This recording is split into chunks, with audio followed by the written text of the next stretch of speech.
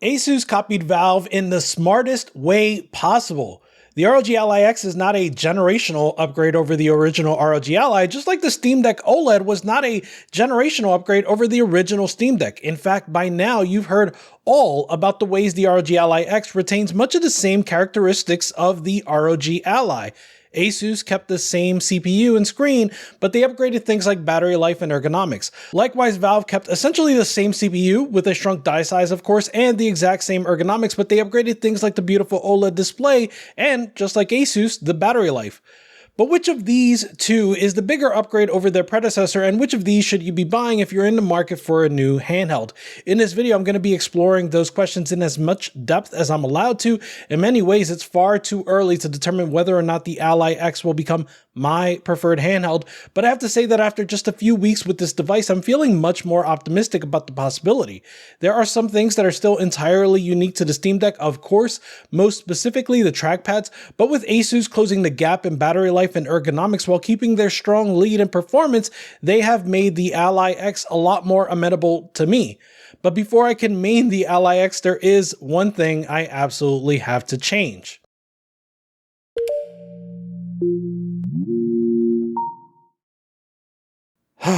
That's better. There is one really ironic advantage that the Ally X has over the Steam Deck OLED.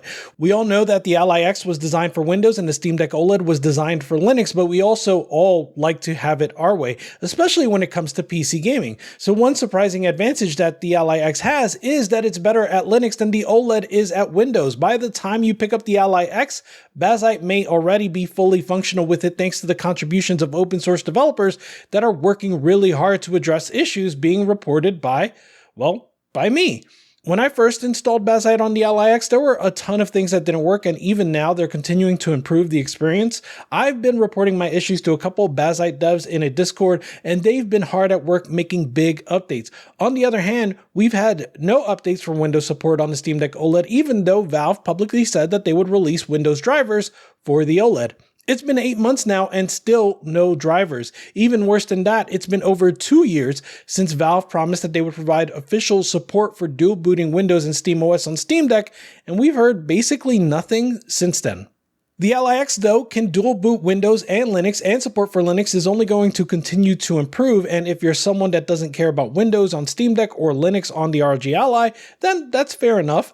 But one of the things I personally love about the Steam Deck is SteamOS, so I am extremely happy to be an early advocate for Bazzite on the Ally X. It's not perfect yet, and you will run into some issues, but for me it's beginning to feel like I might just be able to get the best of both worlds. Thankfully, today's sponsor dbrand has you covered regardless of which PC handheld you own. I love dbrand's products because not only do they look great, not only are they high quality, but they're all about protecting your device and extending the life of it. My Steam Deck and now my ROG Ally X are two things I want to make sure are always in good shape, and dbrand products help keep them looking fresh and new. There are a ton of awesome looking skins that protect the shell and trackpads. They've got tempered glass to protect the screen, thumbstick caps for the analog sticks, and of course the kill switch case and cover, which even protects your PC handheld from drops to the floor. I recently blacked out my original ROG Ally with the matte black skin, black thumbstick caps, tempered glass, and the kill switch case. I feel comfortable taking this thing anywhere and letting my kids play with it. My main Steam Deck always has at least a skin and tempered glass because I play games on this every single day, and honestly, this thing needs protection from my greasy hands. If you're interested in making sure your handheld is protected, be sure to visit dbrand.com/fanthedeck or dbrand.com/fantheally for more information. Thank you to dbrand for sponsoring this video. So the reason I'm making this video is because after a few weeks with the Ally X, I really found myself impressed with how good the battery life actually was, and we're going to talk about that. That was one of the main things that kept me coming back to the Steam Deck OLED, and it also made me think, how close can we get the ROG Ally X to the Steam Deck OLED experience? Can I get the impressive power and the streamlined gaming? How close can I fly to the sun? That is when I decided to install Bazzite. Bazzite is a custom image of Linux that is designed to be just like SteamOS on the Steam Deck. It has a game mode, just like the Steam Deck. It has a quick access menu with all the same menu items, including a TDP slider and an FPS limiter. It has a suspend resume functionality, just like the Steam Deck. Likewise, it also has the negative things about SteamOS too. You can't play native Game Pass, and you can't play usual suspects of anti-cheat games like Fortnite and Destiny 2.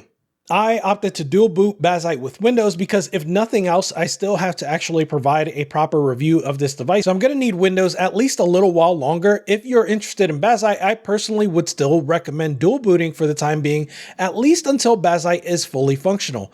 The dual boot process was relatively straightforward if you've ever installed any operating system, but it's also not a trivial process if you're not used to tinkering. I'll leave a link in the description to the dual boot guide, and you can see for yourself if it's something you want to do. The neat thing is, I think this is the first time that Bazzite devs have had someone like me with advanced access to hardware that can help them identify issues, allowing them to fix those issues even before the device is released. Of course, this progress on making Bazzite and other Linux distros compatible with a new handheld takes the work of very dedicated developers that are not getting paid and just doing this in their free time simply because they live for this shit. So when I first installed Bazzite on the Ally X, I did encounter a number of things that did not work. I provided my list to those Bazzite devs, and over the course of just a few days, they got the list down to this. As you can see, the controls sometimes don't reconnect after you suspend and resume, but the devs are tracking this down.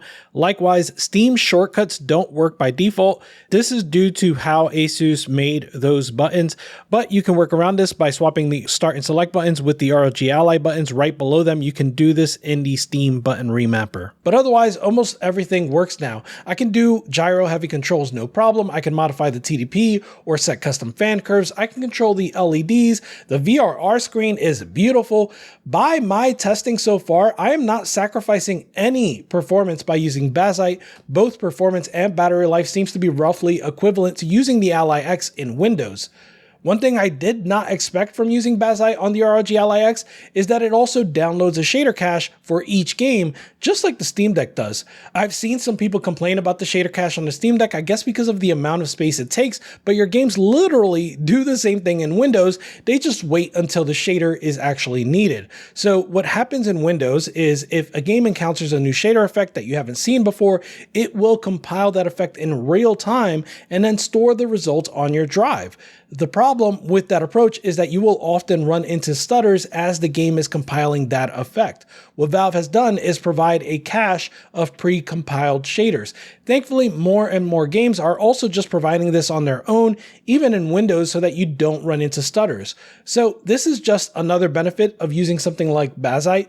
Like I said, this is showing a lot of promise and getting really, really close to the Steam Deck experience, but with a lot more power.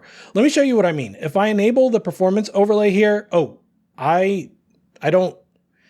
not supposed to show you that.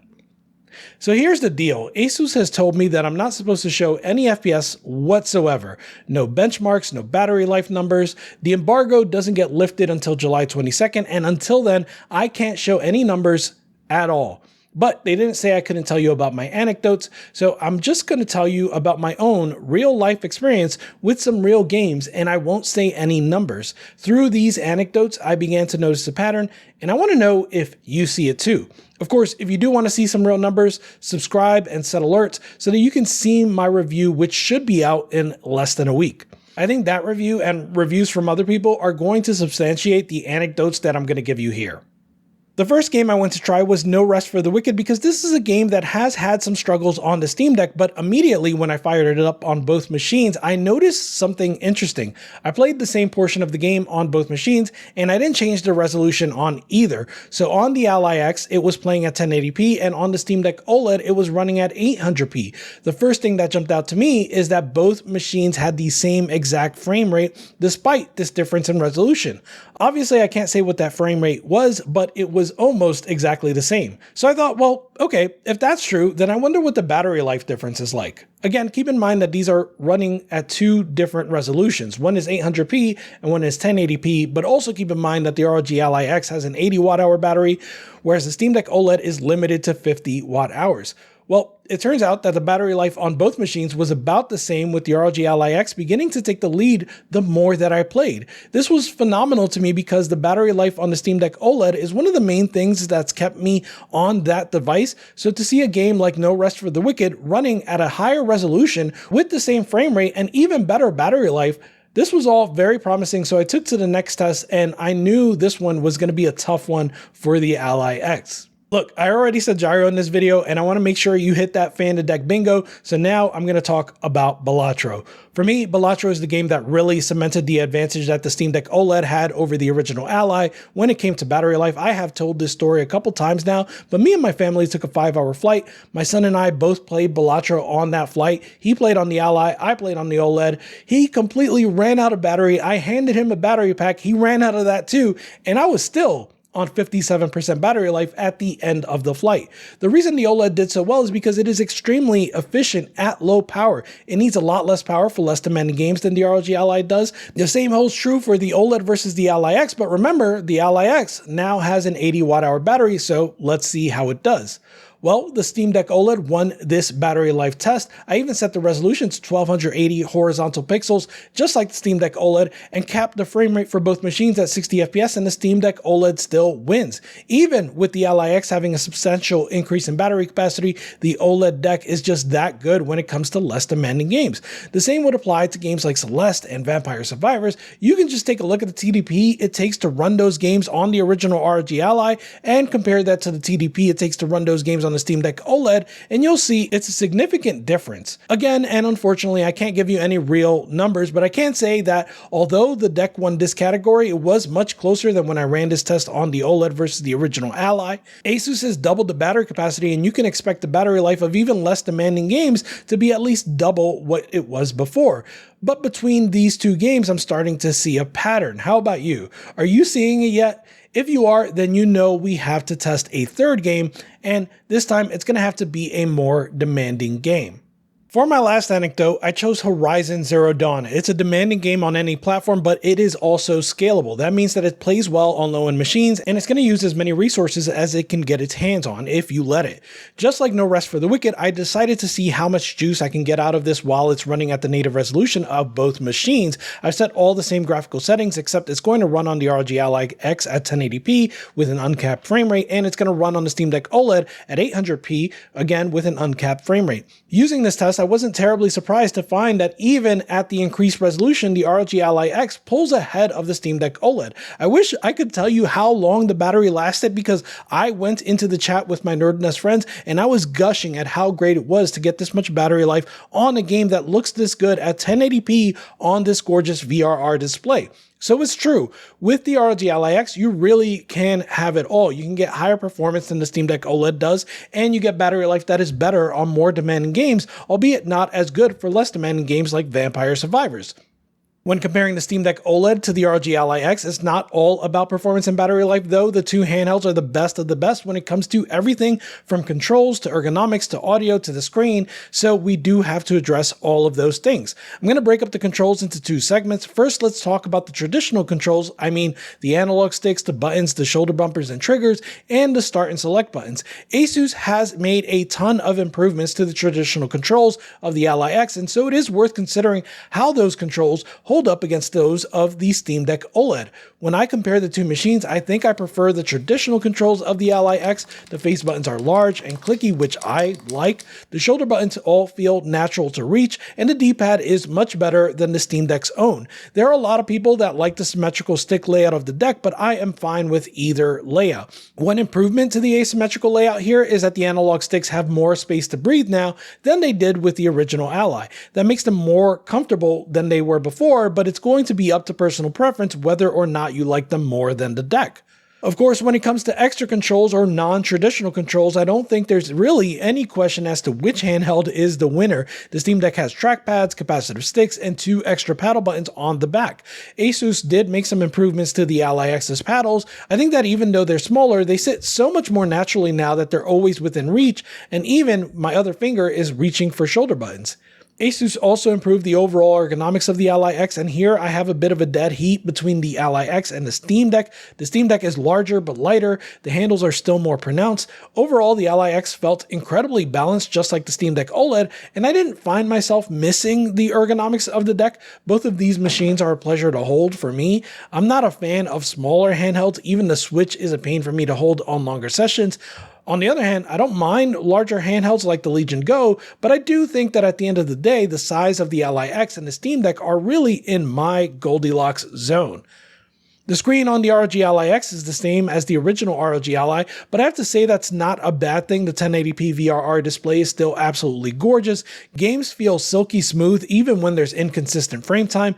Whether you prefer this or the Steam Deck OLED is again going to come down to personal taste, but I think in the end I enjoyed looking at games more on the Ally X than I did on the OLED. I think No Rest for the Wicked is a wonderful example. Yes, it has a lot to do with the fact that for this game, one handheld is running at 1080p and the other is running at 800p, but that is an affordance I get with the Ally X, and I don't even have to lose battery life or frame rate to enjoy it. So I have to give the nod to the Ally X in that regard. Finally, there is the price and experience of purchasing either of these PC handhelds. You can get a Steam Deck OLED for either $550 or $650, whereas you can only get an ROG Ally X for $800.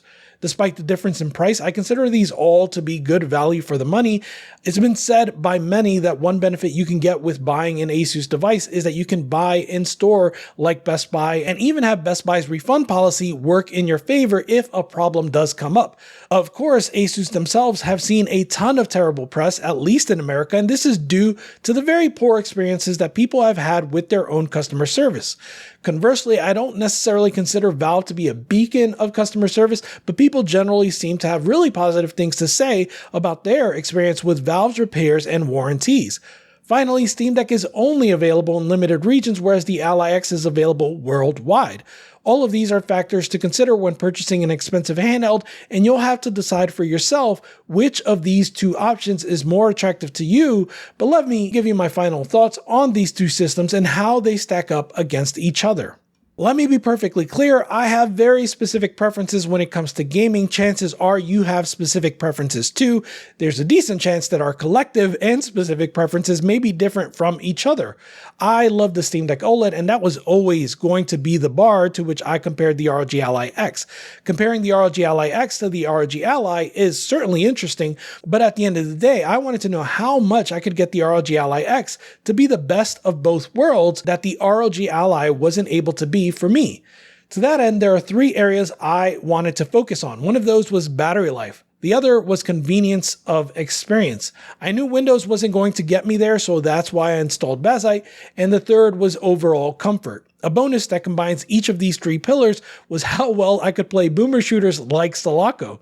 In order for me to play Sulaco on the Ally X, I was going to need a proper suspend and resume, proper gyro and flick stick, and solid battery life. So where did I land on all of these? First, we go to battery life. Overall, the battery life was immensely improved on the Ally X, and I would call it roughly equivalent to the Steam Deck OLED, but I would give the edge to the Ally X. Steam Deck OLED does get a big win with less demanding games, but the fact that it's even close with those less demanding games and I get more battery life on more demanding games means that the Ally X just feels like the winner here. If all you play is Balatro and Vampire Survivors, then the OLED deck should be your system of choice, but the Ally X has an advantage with even mid-spec indies.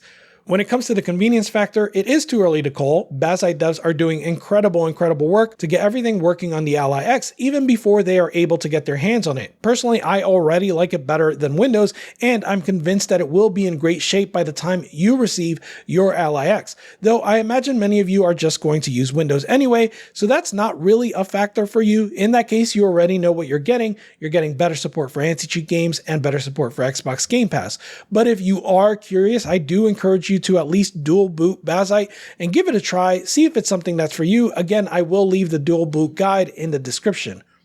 Finally, when it comes to comfort, I've already said that the Ally X matches the Steam Deck there. It's a bit heavier, but I never really noticed the extra weight. I've played hours of games like Sulaco, Balatro, and Horizon Zero Dawn. With Sulaco, I was able to configure flick, stick, and gyro, and even though that experience is not quite as good as it is on the deck, I had a really great time with it. Also, in case you're wondering, I've been running most of my games off the SD card. I haven't experienced any issues there, but that is still anecdotal.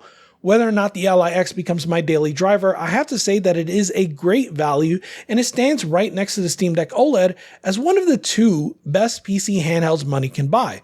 If you're looking for a more convenient console-like experience, I would still recommend the Steam Deck OLED, since that is just how it ships and there's no need to install a custom operating system. And if you want more power or you want better support for Game Pass or games like Destiny 2, then the answer is obvious there too. What I truly hope, however, is that those of you that pick up the Ally X, some of you are willing to give Bazzite a try. For me, it feels like less of a compromise. I get to have great power, great battery life, and a streamlined console experience. I don't get Destiny 2, but I'll live.